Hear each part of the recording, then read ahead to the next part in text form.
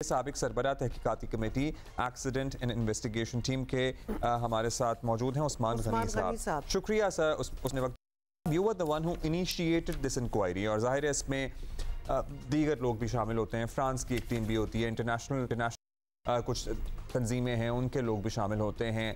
अब हतमी जो रिपोर्ट आई है इसमें आप हमें समझा सकते हैं कि कहाँ कहाँ क्या क्या गलतियाँ हुई ड्यूरिंग द लास्ट 15 मिनट्स और 20 मिनट्स लेट्स से। जी थैंक यू वेरी मच। आपने जैसे अभी जिक्र किया, मैं स्टेप बाय स्टेप इसको आपको थोड़ा सा एक्सप्लेन करने की कोशिश करता हूँ। तो ऐसा नहीं है कि जी ह्यूमन फैक्टर जो है वो पायलट पे मलबा डाल दिया गया और उनसे हम पूछ नहीं सकते, क्योंकि जो भी ह्यूमन एरर है और जो कंट्रोलर का एरर है, जैसे इसमें निशानदेही हो रही है थोड़ी सी, तो उसके पीछे कुछ ऑर्गेनाइजेशनल फैक्टर्स होते हैं। और अगर आप बात करें पूरे सीक्वेंस की लास्ट 15 मिनट्स की, तो ये 160 पेजेस की रिपोर्ट है और इसमें काफी ज्यादा एक्सटेंसिव डिटेल्स हैं इस पूरे फ्लाइट की और इस सीक्वेंस की, जिसमें ये एरर्स ट्रिगर हुए और फिर कॉम्प्लिकेट होते रहे टिल द टाइम एयरक्राफ्ट ने गियर्स अप लैंडिंग जो है वो रनवे के ऊपर कर दी और इंजन डैमेज हो गए।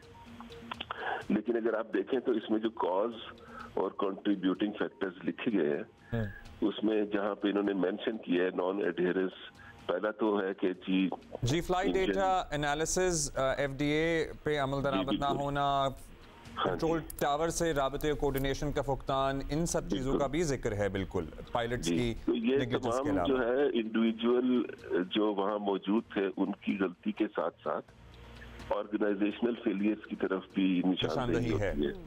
बिल्कुल। और इसी तरह जो CRM जिसको इसमें लिखा गया है वो उसके ऊपर भी ये हाईलाइट आइडेंटिफाई हो रहा है कि उसमें भी जो है वो उसकी। सर आम आदमी के लिए जरा समझाएंगे आप, जब हम बताते हैं कि जी 4 दफा उन्होंने इजाजत मांगी लैंडिंग की, क्या चल रहा था वहां पे एग्जैक्टली? एक जहाज लैंडिंग के करीब है, व्हाट वाज हैपनिंग जो इजाजत नहीं मिल रही थी? फिर वो जो व्हील्स हैं वो क्या खुल पा नहीं रहे थे या खोलना भूल गए थे? क्योंकि मतलब ये सवाल अब तक हैं, बड़े कॉमन सवाल हैं। एक दफा तो इन्होंने लैंड किया है एयरपोर्ट पे जब लैंडिंग गियर ही नहीं था। ये मतलब ये बड़ी बेसिक चीजें हैं, इसलिए हमें समझ नहीं आ रही कि जहां एक नहीं 2 पायलट्स या कभी कभार 3 भी होते हैं, वो ऐसी चीजों को कैसे इग्नोर कर सकते हैं? जी इसमें जो है वो ये चीज तो बिल्कुल क्लियर है कि जहाज की हाइट भी ज्यादा थी, स्पीड भी ज्यादा थी। अप्रोच के ऊपर एक स्पेसिफिक हाइट और एक स्पेसिफिक स्पीड के ऊपर जहाज को आना चाहिए। अगर वो उस पैरामीटर्स के ऊपर नहीं है तो ATC ने उसकी वजह से उसको क्लियर नहीं किया, जो कि ठीक है। और जब उसने 4 दफा उसको कहा कि आप लैंड ना करें और आप दोबारा से अप्रोच बनाएं। सर इसी पॉइंट पे आपको रोकेंगे समझने के लिए, जब 4 दफा मना कर रहा है ATC, तो क्या ये यूजुअल प्रैक्टिस होती है पायलटों की, हाँ अपनी मर्जी की हाइट और एल्टीट्यूड से लैंड कर जाना? क्योंकि जाहिर है 4 दफा वो क्यों कोशिश करेगा गलत हाइट और गलत। और साथ ही आप ये बता दें कि पायलट्स डिस्ट्रैक्टेड क्यों थे? क्योंकि डेफिनेटली ये सीजन पायलट्स थे। ये रूट कितना अनयूजुअल रूट नहीं है, मतलब आप कराची आ रहे हैं जहां सारी फ्लाइटें तो आती इधर हैं, एयरपोर्ट भी एक है। क्या डिस्ट्रैक्शन थी उधर कि 4 बार उनको बताने की जरूरत है? Is it a usual practice कि हाँ जी हम तो पहले भी करते हैं साइड से तो आज भी कर लेंगे? अच्छा जी, आपने 2-3 चीजें पूछ ली है। बिल्कुल कतन ये यूजुअल प्रैक्टिस नहीं है, हरगिज नहीं है। और अगर कोई जरा बराबर भी पैरामीटर से वेरिएशन होगी तो उस सूरत में उसको अनस्टेबल अप्रोच कहा जाता है और उसमें जो है वो पायलट को लैंड नहीं करना चाहिए, उसको डिसकंटिन्यू करके दोबारा से अप्रोच बनानी चाहिए। लेकिन उन्होंने इंसिस्ट किया और ATC कंट्रोलर जो है उसने 4 दफा मना किया। और अपेरेंटली जो कन्वर्सेशन है, जब उसको आपने भी सुना होगा, वो ATC की कन्वर्सेशन की रिकॉर्डिंग्स आजकल अवेलेबल होती हैं, तो अपेरेंटली तो ये ऐसे लगता है कि जब उसने देखा कि 4 दफा मना करने के बावजूद वो नहीं रुक रहे और वो आते चले जा रहे, तो उसने कहा कि ठीक है अगर आप लैंड करना चाहते तो कर लें। लेकिन इसमें भी टेक्निकली ATC कंट्रोलर अगर ये अल्फाज इस्तेमाल करे कि जी clear to land at your discretion, तो ज्यादा बेहतर होता। वो शायद उसने इस तरह के अल्फाज इस्तेमाल नहीं किए, बल्कि सिंपल उसको क्लियर टू लैंड इजाजत दे दी। दूसरी चीज ये कि क्या हो रहा था कॉकपिट में, यही जो है वो इन्वेस्टिगेशन का मेन पर्पस था। और उसमें ये चीज आइडेंटिफाइड है कि तकरीबन 10 माइल्स पे जब जहाज होता है तो उसको सब चीजें बिल्कुल सेट करके अपनी अप्रोच के लिए तैयार होना चाहिए। और उस टाइम पे तकरीबन इन्होंने लैंडिंग गियर्स को डाउन किया और लैंडिंग गियर्स डाउन हुए, उसमें कोई प्रॉब्लम नहीं थी। और जब वो अप्रोच में आते रहे और उनकी हाइट ज्यादा थी, स्पीड ज्यादा थी, मुख्तलिफ बीप्स और वार्निंग्स जो है वो कॉकपिट में सुनाई दे सकती थी, और वो उसको जो भी स्ट्रगल कर रहे थे उस वक्त, तो उस दौरान किसी स्टेज पे दोनों पायलट्स में से एक पायलट ने लैंडिंग गियर लीवर को ऊपर कर दिया और वो लैंडिंग गियर रिट्रैक्ट हो गए। उसके ज़हन में शायद ये चीज़ थी कि अब तो क्योंकि 4 दफा ATC ने हमें कह दिया और अब हमें लैंडिंग नहीं करनी चाहिए।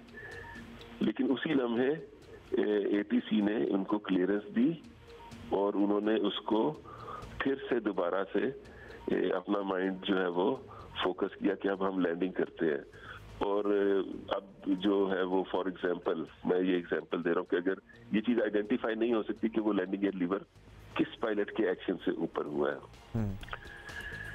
तो वो अब जो है वो उन्होंने एज्यूम किया कि जी हम तो अप्रोच के लिए सेट थे और हमने कंटिन्यू करना है। और वो कंटिन्यू जब किया तो लैंड गियर्स अब थे तो वो नहीं तो सर जमीन के करीब तो 2-3 चीजें हो जाती हैं। लैंडिंग गियर को भी चले निकाल दें, वी आर ऑब्वियसली अज्यूमिंग कि आपके पास कॉकपिट रिकॉर्डिंग, ब्लैक बॉक्स वगैरह ये सब कुछ आ गया होगा जिससे ये सब कुछ भी डिटरमिन हुआ है। ये तो डायरेक्शन भी ऑफ थी, this is not even at the airport, तो ये एयरपोर्ट से भी अलहदा हुआ है। अब दिन का वक्त है, क्लियर विजिबिलिटी है, कुछ चीजें तो आपको नजर भी आ सकती हैं, तो उन्होंने इतना भी नहीं देखा कि उनका डायरेक्शन भी ऑफ है कि वो लैंड कर किधर रहे हैं? नहीं, इसमें मैं आपको थोड़ा सा क्लियर कर लूं कि जब पहली दफा उन्होंने अप्रोच बनाई तो वो तो रनवे के ऊपर ही बिल्कुल प्रिसाइज जिस तरह से आना चाहिए, मतलब not exactly in the manner के जिस तरह आना चाहिए, लेकिन बहरहाल डायरेक्शन उनकी रनवे के साथ इन लाइन थी।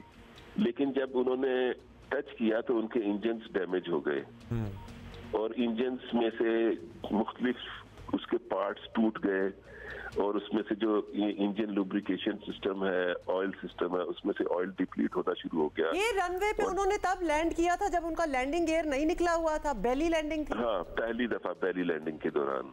सर वैसे मुख्तसर चंद सेकंड है हमारे पास, ये बेली लैंडिंग से पहले उन्हें आइडिया हो गया था कि हमारा लैंडिंग गियर नहीं खुला हुआ, क्योंकि उसकी वार्निंग तो कोई आती होगी ना? आती है वार्निंग्स बहुत सारी, लेकिन इसमें अपेरेंटली ऐसे लगता है कि उनको ये नहीं पता था कि वो लैंडिंग गियर्स रिट्रैक्टेड के साथ लैंडिंग कर रहे हैं, क्योंकि जाहिर है अगर उनको पता होता तो वो लैंडिंग ना करते, वो गो अराउंड करते और दोबारा आते। और जहाज के लैंडिंग गियर्स में कोई खराबी भी नहीं थी टेक्निकली, वो सर 3 पायलट थे, 2 थे। एक और बार जब पहली बार इन्होंने लैंड करके अपने आप को डैमेज कर लिया था जहाज, तो ये दूसरा तीसरा अटेम्प्ट किस पे करने की कोशिश कर रहे थे? व्हाट डिड दे एक्सपेक्ट कि ये लैंड अब करेगा किस तरह, जिसका पूरा ये सिस्टम ही खराब हो चुका है? हाँ, ये जो है ये इम्पोर्टेंट चीज है बिल्कुल। और जब वो बेली लैंडिंग के बाद इंजन डैमेज हो गया और उन्होंने टेक ऑफ किया, तो इस सूरत में अगर उनको फौरन एहसास होता और उनको समझ आती कि क्या सूरत हाल है, तो वो वहीं उसी रनवे जहां से वो टेक ऑफ कर रहे हैं वहां पे 90 to 70 टर्न होता है, या आप टीयर ड्रॉप या राउंड अबाउट टर्न करके वापस उसी रनवे पे लैंड करते हैं। और उनके पास इंजन के अंदर थोड़ी सी पावर थी। इंजन जो शट डाउन हो गए इन फ्लाइट, वो उन्होंने थोड़ा सा आपको टाइम दिया था, जिसमें डैमेज के बाद जाहिर है उन्होंने टेक ऑफ किया, वो इंजन की पावर से टेक ऑफ किया, फिर उन्होंने थोड़ा सा क्लाइंब किया, वो इंजन की पावर से क्लाइंब किया, फिर 1 by 1 दोनों इंजन शट डाउन हो गए, क्योंकि वो दे वर डाइंग, खत्म हो रहे थे इंजन। अब ये जो चंद सेकंड और चंद मिनट थे, इसमें अगर वो फौरन वापस आना चाहते तो शायद आ जाते, लेकिन उन्होंने टेक ऑफ के बाद एक नॉर्मल पैटर्न बनाने के लिए इजाजत मांगी। फिर जब उन्होंने देखा कि वो तो हाइट मेंटेन नहीं हो रही, बहुत शुक्रिया।